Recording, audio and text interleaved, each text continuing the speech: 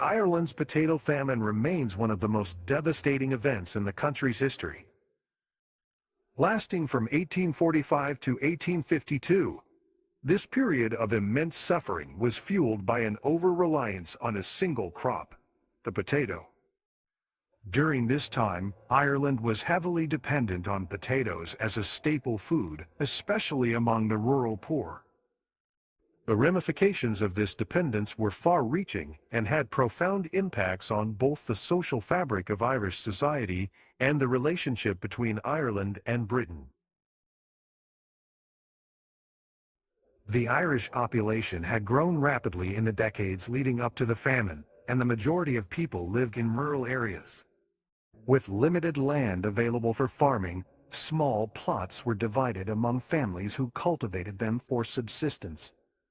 The potato provided a reliable source of sustenance.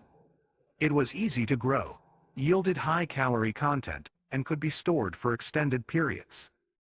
As a result, the Irish became heavily dependent on this versatile crop.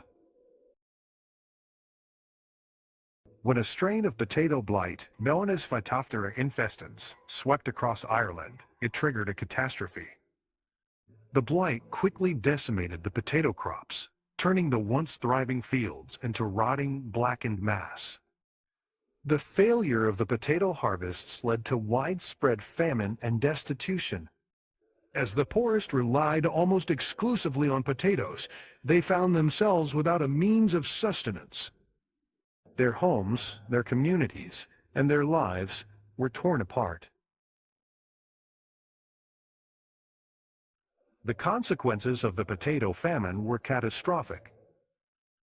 Ireland witnessed mass starvation, disease outbreaks, and a population decline of over 2 million people due to death and emigration.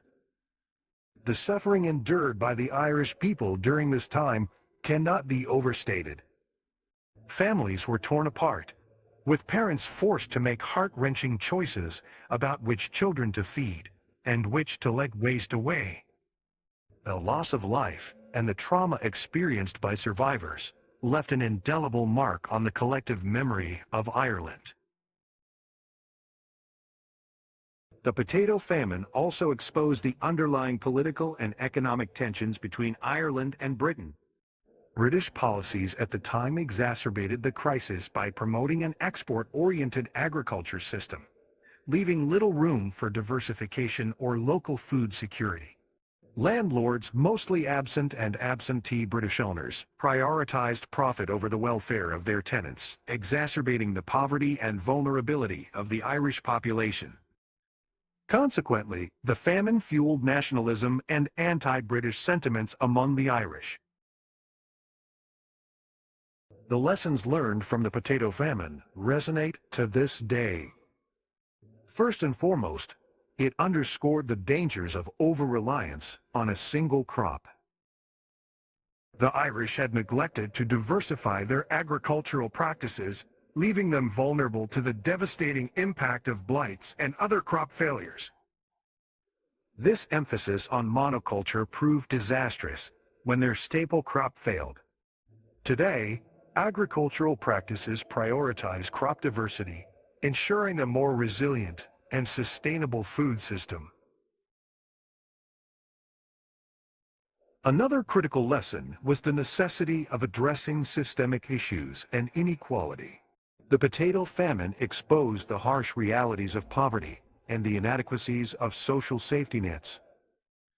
The calamity prompted soul-searching across Ireland and prompted reform efforts aimed at improving working conditions, land tenure, and access to education. It spurred a demand for change and a renewed sense of Irish identity, ultimately shaping the country's path towards independence. The potato famine in Ireland serves as a somber reminder of the catastrophic consequences that can arise from over-relying on a single crop. The loss of life, the deepening of social divisions, and the strained relationship between Ireland and Britain all stemmed from this reliance. As Ireland rebuilds and heals, it continues to carry these historical lessons forward, striving to create a more resilient and equitable society.